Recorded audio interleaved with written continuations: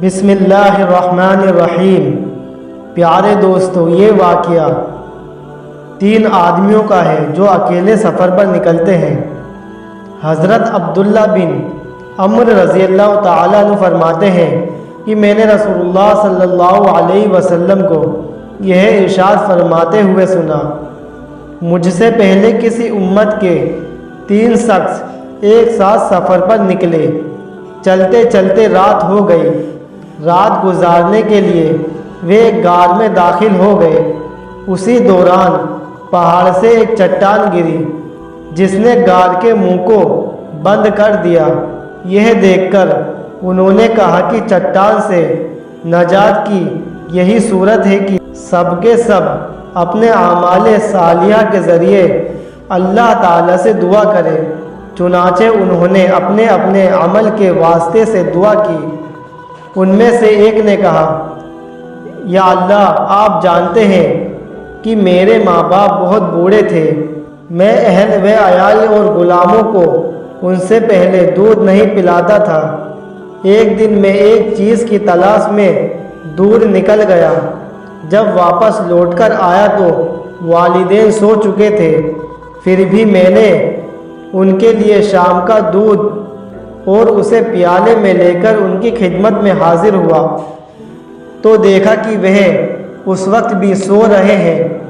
میں نے ان کو جگانا پسند نہیں کیا اور ان سے پہلے اپنے گھر والوں یا غلاموں کو دودھ پلانا بھی گوارا نہ کیا۔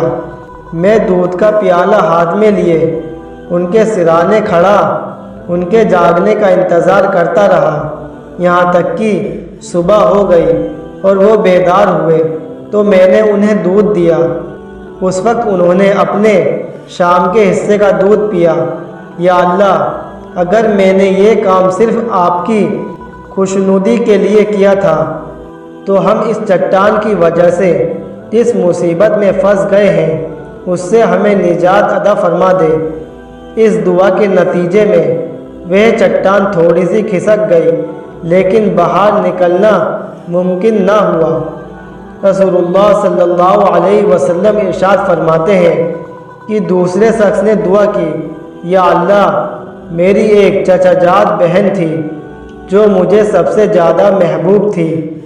میں نے ایک مرتبہ اس سے اپنی نفسانی خواہش پوری کرنے کا ارادہ کیا، لیکن وہ آمادہ نہیں ہوئی، یہاں تک کہ ایک وقت آیا کہ قحط سالی نے اسے میرے پاس آنے پر مجبور کر دیا۔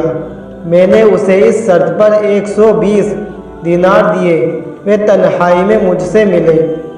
وہ آمادہ ہو گئی، یہاں تک کہ جب میں اس پر قابو پا چکا اور قریب تھا کہ میں اپنی نفسانی خواہش پوری کروں تو اس نے کہا کہ میں تمہارے لیے اس بات کو حلال نہیں سمجھتی کہ تم اس مہر کو ناحق توڑو۔ یہ سن کر میں اپنے برے ارادے سے باز آ گیا اور میں اس سے دور ہو گیا، حالانکہ مجھے اس سے بہت زیادہ محبت تھی، اور میں نے وہ سونے کے دینار بھی چھوڑ دیے جو اسے دیے تھے۔